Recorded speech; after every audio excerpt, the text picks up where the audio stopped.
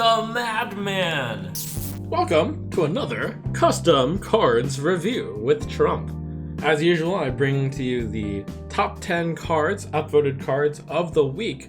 They are sorted in ascending order of votes. So the first one, Iridescent Inspector here, is the lowest upvoted one of the top 10. 5 mana 5/6 Dragon, Battlecry, replace your opponent's card backs with ones that match their rarity. This picture mock-up shows it really well.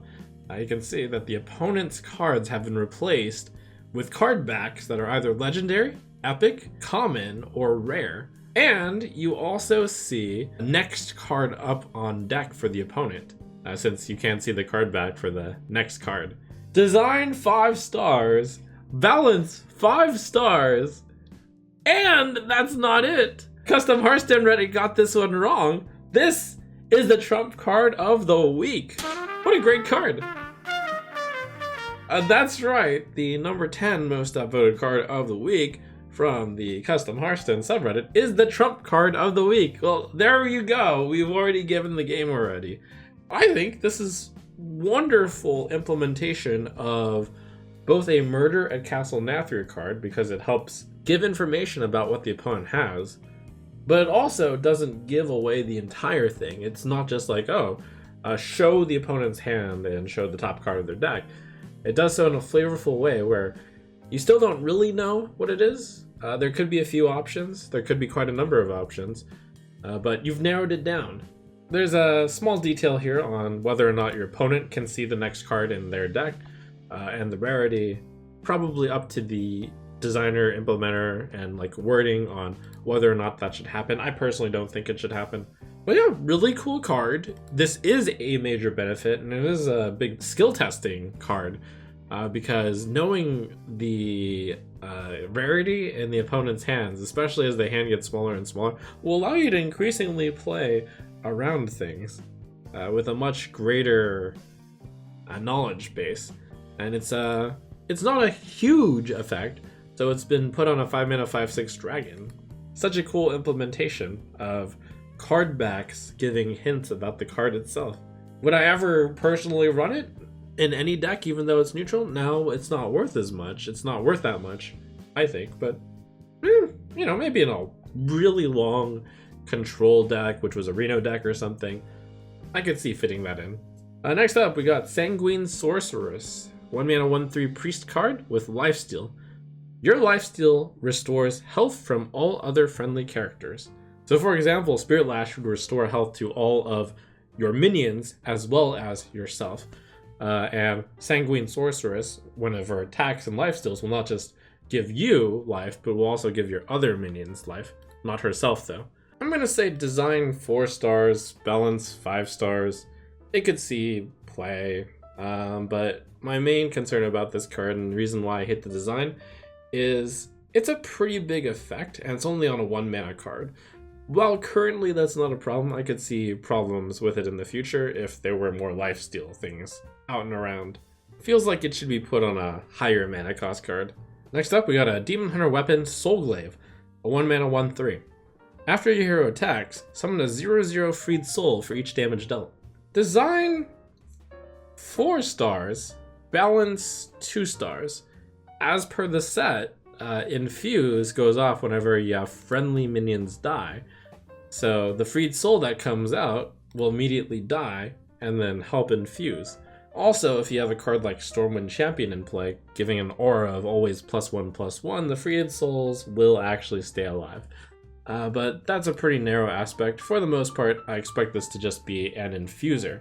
The fact that it summons a minion which dies also goes off for whenever you have minions that die effects, which is important for Demon Hunter because they have cards like Feast of Souls, Soul Feast rather, and that Naga that deals 3 damage whenever something dies.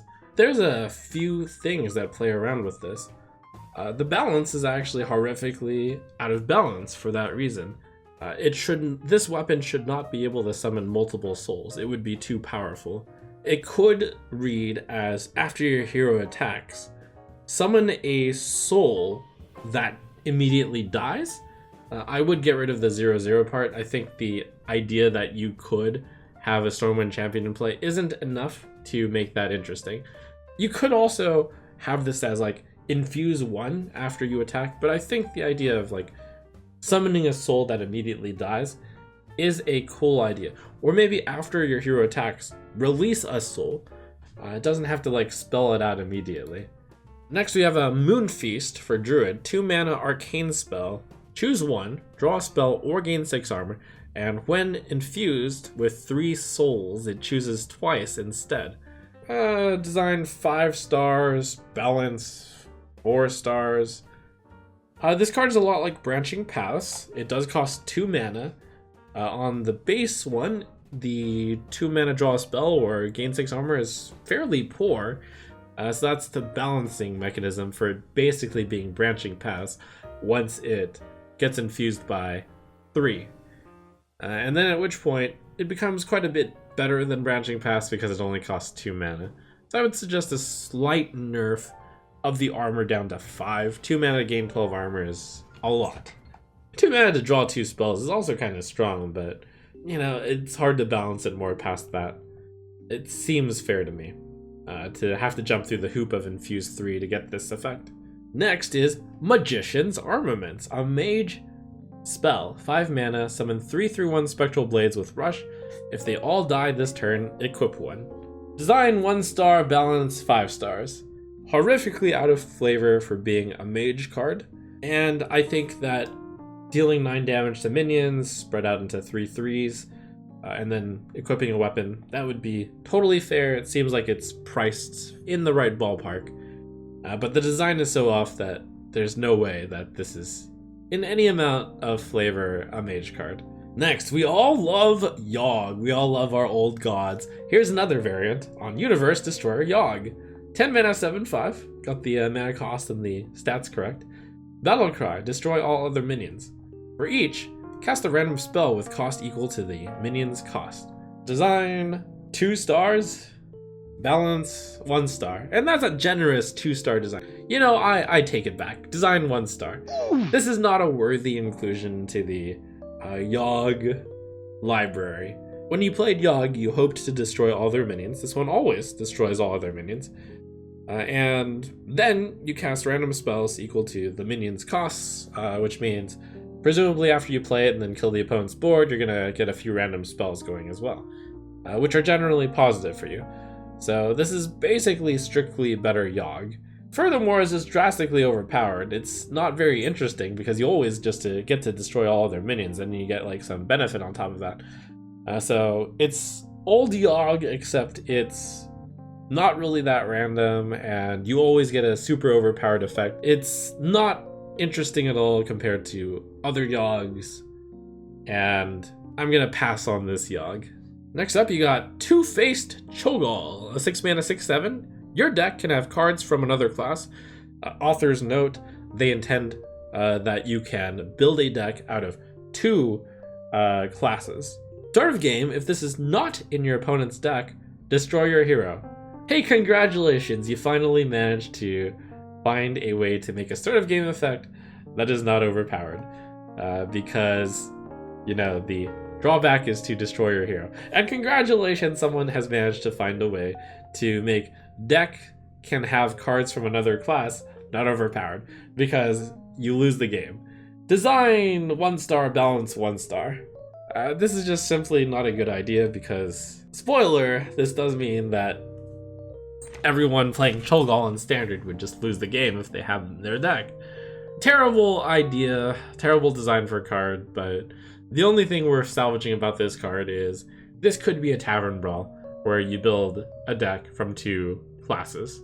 Now, if you're proposing a fix to it being a little bit less harsh than, you know, destroy your hero, building a deck out of 2 different classes is so ludicrously powerful that the start of the game would have to be absurdly anti-deck or like severely harsh to like even make work. I don't even know how you would do it.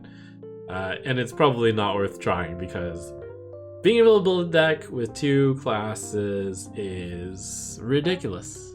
Rookie Detective, rogue 3 mana 1/4, Battlecry, add 2 random secrets to your hand. Even you don't know what they are. So what would happen is maybe you'd get a yellow card, with like a secret art, and then it would blatantly be like a paladin secret, and then like a light blue card, like a mage secret.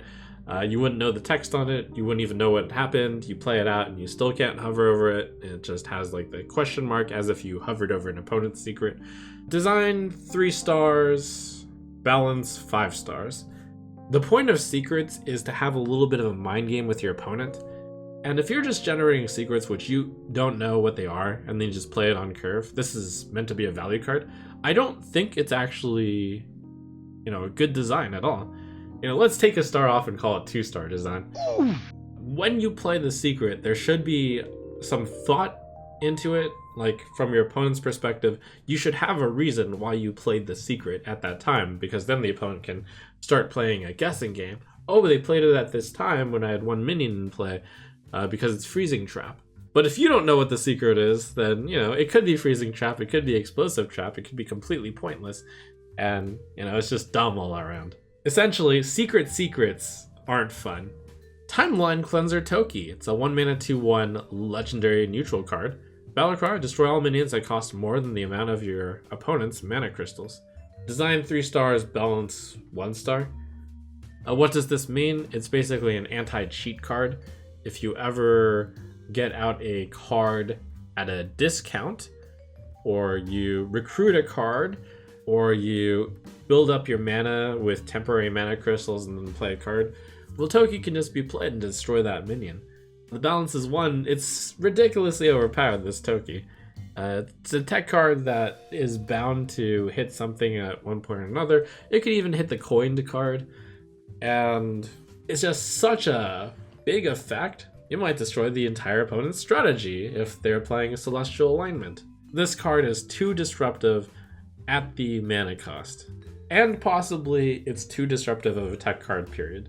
If it were to be printed, it would probably need to be a mana cost in the mid-range, so we're talking like 5-ish or something, since it is a destroy a lot of minions effect potentially, and then with better stats. The idea is cool of targeting anything that is out of place in the timeline. I do like that.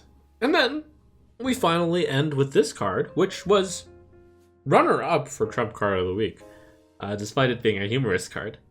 It's Billy the Cheat. 5 mana 4/5. Battlecry, discover a card from a different game.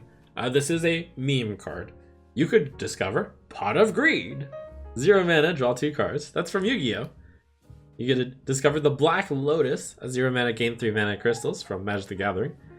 Pokey Stick from Legends of Runeterra, 2 mana, deal 1 damage, draw 1 card. Ouroboros, 2 mana 1/1 beast, death rattle, return this to your hand with +1/+1. That's from Inscription. Pummel Strike from Slay the Spire, 1 mana, deal 9 damage, draw 1 card. Obviously, this one is ludicrously overpowered, but it could be balanced by just dealing 9 damage to a minion. Meme star rating 4 stars. From a balance perspective, Billy the Cheat should probably just be a 5 mana 2/3, since it's generating an insanely strong card. The stats should be very bad for the cost. Also, Billy should be a small boy. Now, obviously, there's going to be ludicrous copyright infringement and lawsuits being thrown around if Billy the Cheat were ever printed, so this is just a humor funsy card, and I think it pulled it off very well by translating the idea of someone cheating by bringing super powerful cards from other games into the Hearthstone game. Should have chosen something else to represent Legends of Runeterra, and possibly should have chosen something else to represent Slay the Spire. So there's your custom cards of the week. Looking forward to the next one. There's some good cards cooking up this coming week. That's foreshadowing.